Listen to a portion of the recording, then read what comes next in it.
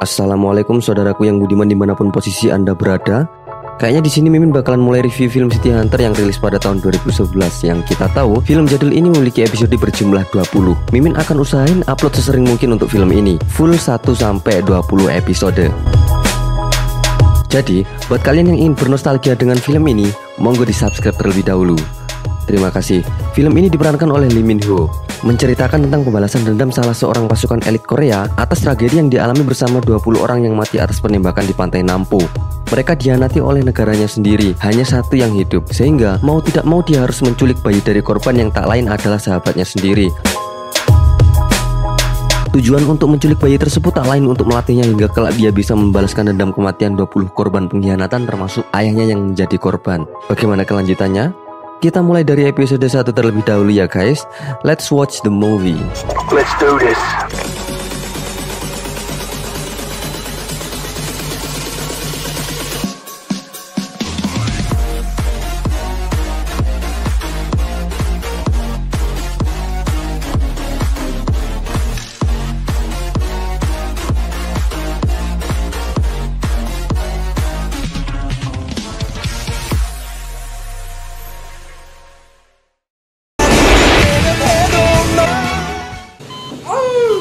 Bertempat di Korea Selatan, film diawali dengan mempertontonkan adegan di mana ada seorang ibu-ibu yang tengah melahirkan. Dia bernama Kyung Hee, istri dari seorang abdi negara sekaligus anggota militer di Korea Selatan. Waktu itu, suaminya tidak ikut menemaninya melahirkan dikarenakan beliau sedang ada tugas di istana negara dan harus menyambut kedatangan presiden. Ini suaminya bernama Mo Yul dan ini sahabatnya bernama Jin Pyo. Yang mana bisa disimpulkan bahwa mereka berdua mempunyai rasa loyalitas yang tinggi kepada negara hingga rela tidak menemani sang istri. Saat itu, mereka sedang menunggu kedatangan Perdana Menteri dan Presiden yang akan datang di sebuah acara peletakan bunga di pemakaman pahlawan. Ketika mobil Presiden baru sampai, tiba-tiba saja ada seseorang yang memencet sebuah tombol peledak. Hal itu mengakibatkan seisi istana negara meledak dan mengakibatkan sebagian petugas keamanan meninggal serta mengalami cedera parah. Scene berpindah di tempat Kyung Hee yang tadi melahirkan. Kini dia sudah berhasil melahirkan bayi seorang laki-laki. Di saat itu juga, Kyung Hee melihat berita yang terjadi di sebuah televisi bahwa telah terjadi ledakan di istana negara, yang mana suaminya sedang bertugas di situ. Scene berpindah di ruangan rapat di mana di situ ada beberapa petinggi negara yang sedang melakukan diskusi. Diketuai oleh Ketua Choi, ini wajah beliau. Akibat kejadian pengeboman tadi, dapat disimpulkan dari perbincangan mereka bahwa pelaku pengeboman sudah diinterogasi dan memperoleh beberapa informasi, yaitu yang melakukan pengeboman itu tak lain adalah suruhan militer Korea Utara. Dengan mempertimbangkan, Ketua Choi pun lantas memberi perintah kepada anggota rapat di situ untuk melakukan sebuah serangan balik. Singkat cerita, Mo Yul ditemani sang sahabat yaitu Jin Pyo mengunjungi Kyung Hee yang baru saja melahirkan. Anaknya laki-laki belum diberi nama. Saat itu Kyung Hee sangat bahagia sebab suaminya tidak jadi korban akibat ledakan siang tadi. Lalu di situ Mo Yul pamit kepada istrinya untuk pergi ke sebuah tempat. Mendengar hal itu, sang istri sepertinya punya firasat yang tidak enak. Namun Mo Yul terus meyakinkan bahwa misinya kali ini tidak terlalu berat. Mo Yul pun akhirnya pergi meninggalkan istrinya serta meninggalkan bayi yang belum dinamainya. Kemudian di lain tempat Mo Yul dan Jin Pyo pergi untuk mencari anggota yang mana mereka akan diberi tugas untuk misi penyerangan di Korea Utara. Ini orang-orangnya yang tak mungkin saya sebutkan satu persatu. Yang jelas mereka tampak bahagia. Sedangkan di markas, Mo Yul mencoba untuk menyusun strategi dengan Jin Pyo. Tiba-tiba saja Ketua Choi datang untuk menyemangati mereka. Ketua Choi juga bilang kalau kelak misi mereka sudah berhasil, mereka akan dijemput oleh kapal selam militer Korea Selatan. Dan 21 anggota lalu dikerahkan ke Korea Utara. Mereka mulai melancarkan seluruh aksinya. Satu persatu petugas keamanan Korea Utara berhasil dengan mudah dilumpuhkan oleh pasukan Korea Selatan. Scene berpindah di Istana Negara Korea Selatan. Salah satu pejabat memberitahu Ketua Choi bahwa Presiden tak menginginkan tindakan militer terhadap Korea Utara. Sang ketua pun lalu bingung dengan keputusan Presiden, mengingat anak buahnya sudah berangkat menyerang militer Korea Utara. Pada saat itu, Ketua Choi sangat marah karena pasukannya sudah rela mati mempertaruhkan hidupnya untuk melakukan penyerangan. Scene berpindah di pasukan militer yang tengah melakukan perlawanan. Tampak mereka sudah berhasil menghabisi seluruh petugas-petugas atau anggota militer yang sedang berjaga. Namun, Mo Yul terkena sedikit luka pada kakinya. Saat misi sudah selesai, Jin Pyo pun lalu membantu berjalan Mo Yul yang tengah terluka dan membawanya untuk segera ke Laut Nampo, karena kapal selam akan datang untuk menjemput mereka. Saat berenang tampaknya Moyul sudah sangat sekarat. Akhirnya kapal selam yang menjemput mereka datang. Namun saat salah satu dari mereka naik ke kapal selam tersebut, dia malah terkena sebuah tembakan yang tak lain itu adalah tembakan dari militer Korea Selatan sendiri.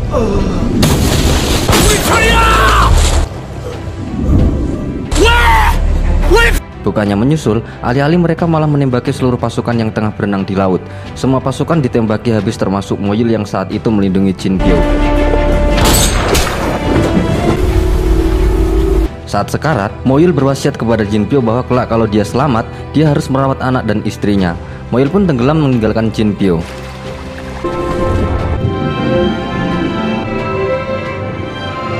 Scene berpindah di tempat Ketua Choi. Saat itu, Ketua Choi mendapati kabar kini pasukan yang ikut menyerang Korea Utara sudah mati semua.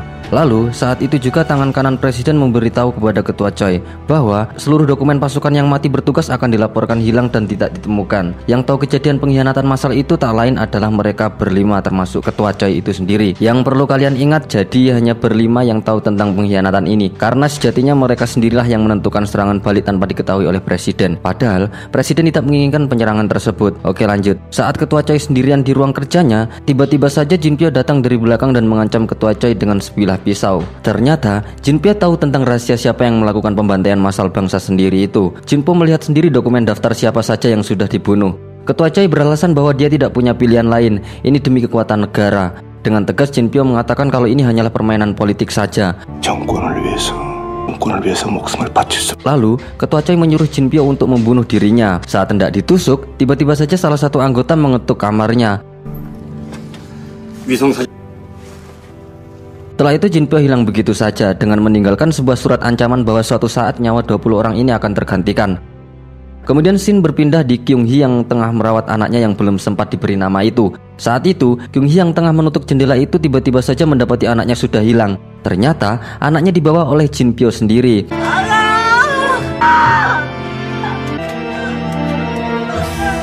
Jin Pyo pun membawa bayi kecil itu ke sebuah kapal untuk nanti dibawanya ke tempat terpencil di daerah Thailand. Saat di kapal, bayi itu terus menangis. Hingga suatu ketika dia bisa diam lantaran disusui oleh seorang wanita yang bernama Muang Suri. Lalu kemudian Jin Pyo mengamati foto saat dirinya masih bersama Moyul. Dalam hatinya Jin Pyo, dia akan memberikan nama kepada anaknya Park Yeon Sun. Sebut saja dia Yeon Sung. Dia juga berjanji akan memberikan pembalasan yang paling kejam kepada para pengkhianat.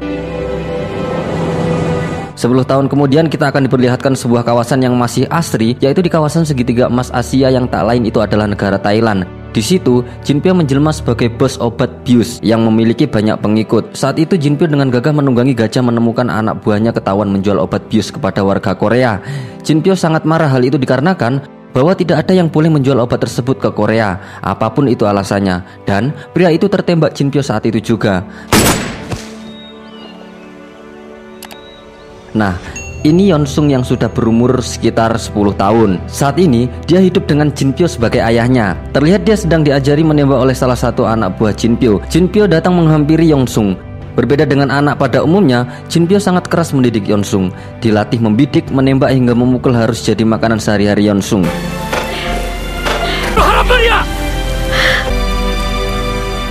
Saat tengah malam, Yeon Sung menemukan foto di laci Jin Pyo yang tak lain sebenarnya di dalam foto itu terdapat ayah dan ibu kandung yang sebenarnya. Tiba-tiba Jin Pyo pun datang. Lalu dengan nada yang pelan Yeon Sung bertanya kepada Jin Pyo apakah yang ada di foto itu adalah ibunya. Namun dengan keras Jin Pyo menjawab bahwa ibunya sudah mati. Saat itu Jin Pyo sangat bersedih, hal itu dikarenakan dirinya sangat ingin memiliki ibu. Lalu Yeon Sung memohon kepada ayahnya untuk menyisakan satu foto itu. Namun Jin Pyo di situ malah merobek foto itu yang membuat Yeon Sung menangis bersedih.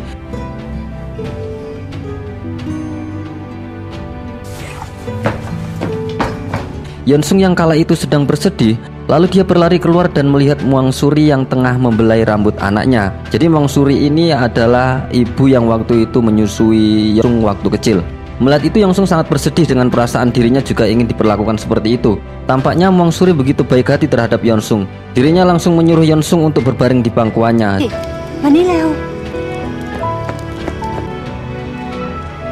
Singkat cerita, kini Yeon Sung sudah tumbuh menjadi dewasa. Nah, ini orangnya.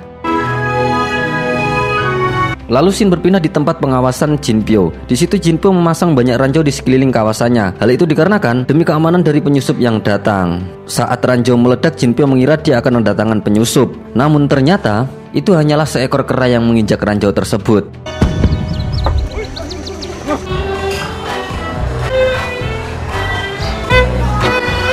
Saat Yongsung tengah pergi ke pasar bersama teman-temannya, tiba-tiba saja dia melihat seseorang yang sedang dianiaya. Dengan hanya bermodalkan sebuah lemparan buah apel, Yongsung berhasil mengenai kepala pelaku penganiayaan tersebut.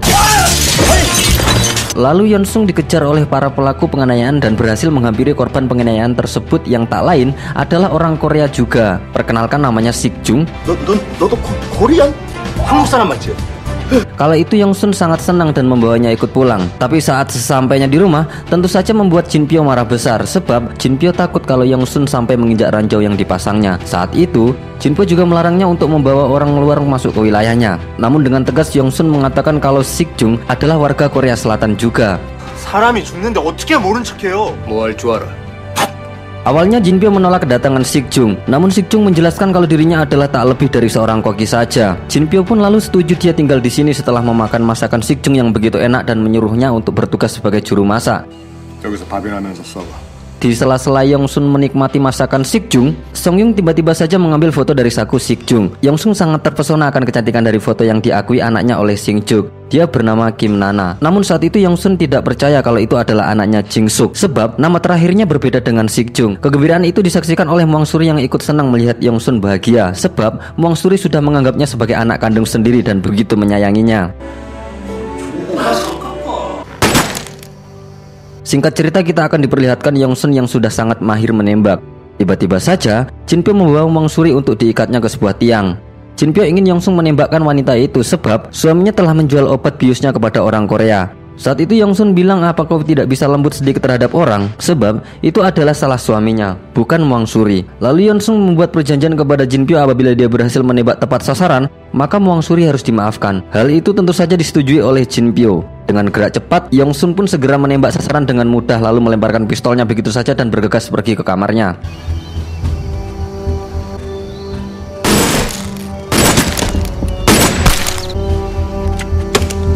Sambil rebahan, Yongsung memandangi foto Kim Nana dan berpikir bahwa kehidupan di Seoul mungkin sangat menyenangkan. Saat itu, Muang Suri yang tengah melipat baju Yongsung dikejutkan dengan sebuah serangan yang tak lain itu adalah sekelompok mafia yang tempo hari mengejar Yongsung. Tampaknya mereka ingin balas dendam kepada Yongsung akibat kejadian kemarin di pasar. Saat tengah tertidur, dengan refleks yang cepat lalu Yongsung segera menghabisi beberapa anak buah mafia penyerang tersebut.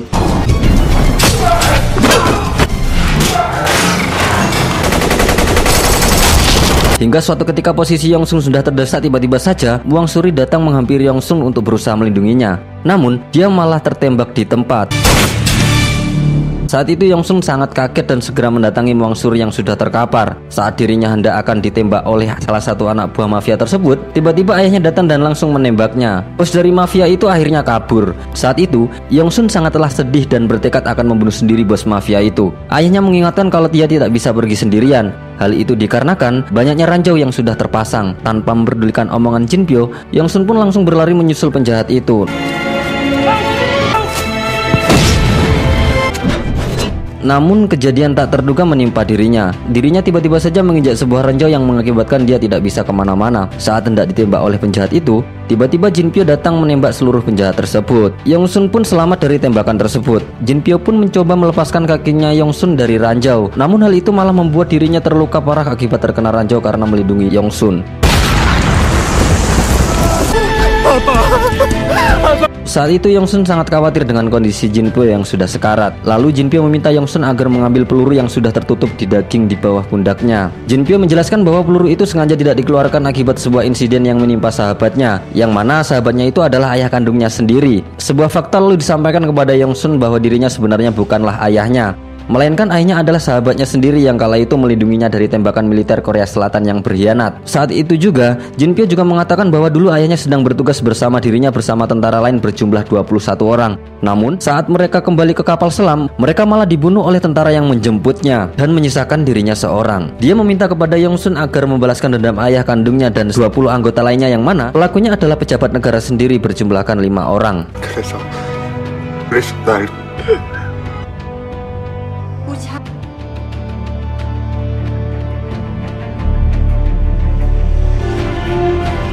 아버지를 죽인 놈 누굽니까?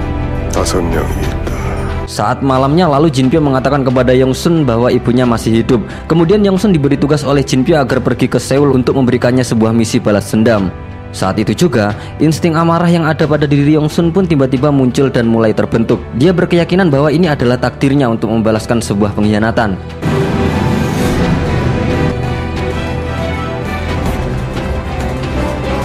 Dan episode 1 pun selesai. Untuk episode keduanya akan segera Mimin upload secepatnya. Oleh sebab itu, subscribe channel ini dan bunyikan loncengnya agar kalian dapat notif terbaru dari alur cerita City Hunter sampai 20 episode. Saya pamit undur diri, sampai jumpa esok hari dan wassalamualaikum.